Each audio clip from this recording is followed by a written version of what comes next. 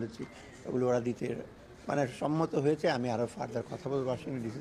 মোটামুটি ইতিবাচক, ওরা আসছে ওপেন মাইন্ড, এবং আরও ডিসকাশন হবে। বাট ডিসকাশনটা মেইনলি আমরা কীভাবে ইমপ্লিমেন্ট করবো সংস্কারগুলো। আমি কত বিলিয়ন ট্রিলিয়নের কথা বলবো না, আমরা খেয়েছি।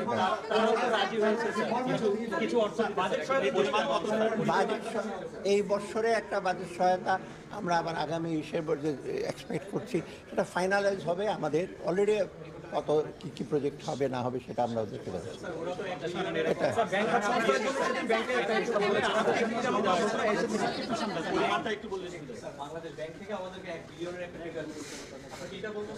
না, এটা বাংলাদেশ ব্যাংক কিছু বলে থাকে, আমি আর এর মধ্যে আমি কিছু বলতে চাই। হ্যাঁ, শর্তগুলো তো যে এইড যখন আসবে বা এসে আসবে, এর আগে কতগুলো আমাদের কতগুলো অ্যাকশন নিতে হবে, তাই না?